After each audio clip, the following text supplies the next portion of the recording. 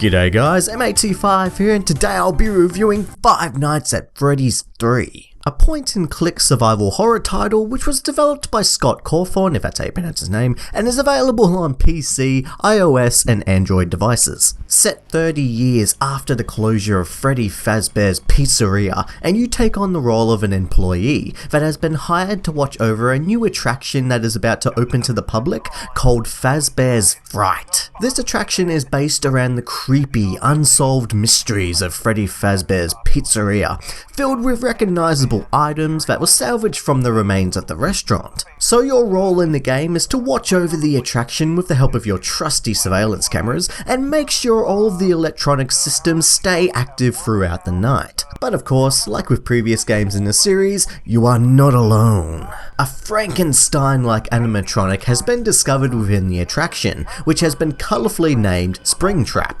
and it is now your job to keep all of the systems online while also preventing Springtrap from getting to your location, because if it does, well, it's game over for you, my friend. So when compared to the previous two titles in the series, not a lot has changed yet again. The general aim of the game is to survive through the night from 12 AM to 6 AM, while being completely stationary in your security office. Visually, as I have already mentioned in my reviews of the previous games, they are ugly and in low resolution with lots of screen tearing. I don't know if it's supposed to be a nostalgic, charming aspect to the game, but honestly, after 3 games, you would think the environments would look more impressive. I do, however, enjoy the idea behind a horror-based attraction of a rundown, degraded Fazbear's Pizzeria. What has improved though is the animatronic, which has now been brought to life as a full 3D model when it jump scares you. Movement animations have also been added to the game, so you can now find Springtrap running past the screen or through the giant ass window in front of you.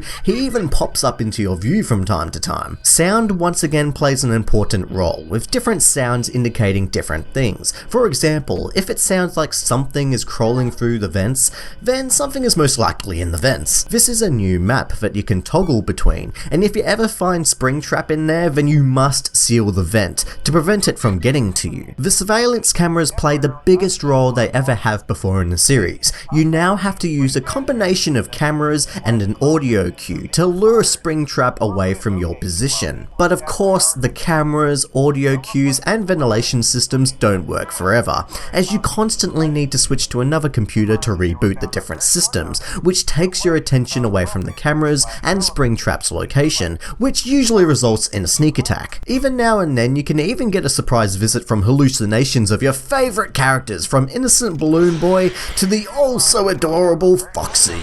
And when this happens, it knocks out a certain system which you will then have to reboot. To be honest though, I think this new challenge is a bit of a step back when compared to the epic number of animatronics and multitasking skills needed in the previous game. I find the whole rebooting system thing to be really annoying, as it always happens at the wrong time and usually resulted in my death. I mean, I may just suck at the game, but I just enjoyed the rush of the previous game. Also, when I first started playing the game, I had no idea what I was supposed to do. I eventually had to look up a guide to figure out what to do. These games just need a frickin' tutorial. Also, I really do appreciate that the game now features full 3D models. It does make it feel a lot less like a Flash game now, but it just doesn't feel as scary.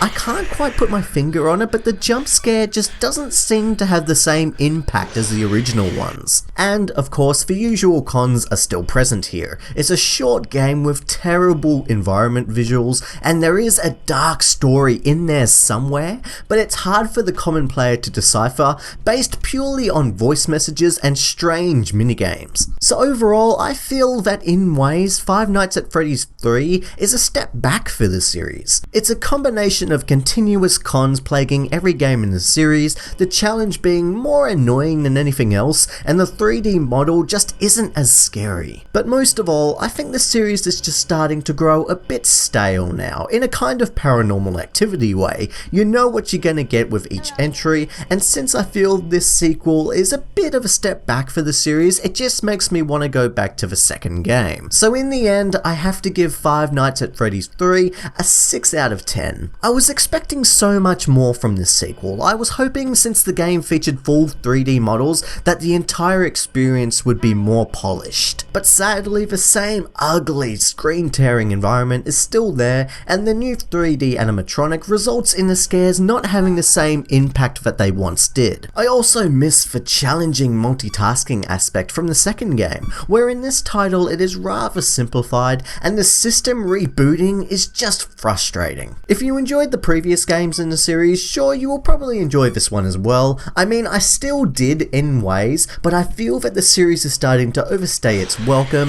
and needs to be refreshed. I hope that the next and apparently last game in the series can improve upon this entry, providing both exciting challenge and excellent scares, or just general creepy moments. I mean, based on the trailer for the fourth game, it seems to be a great concept and I hope it's executed well. But expect my full review of the fourth game when it eventually comes out in August. Thank you very much for watching this review of Five Nights at Freddy's 3.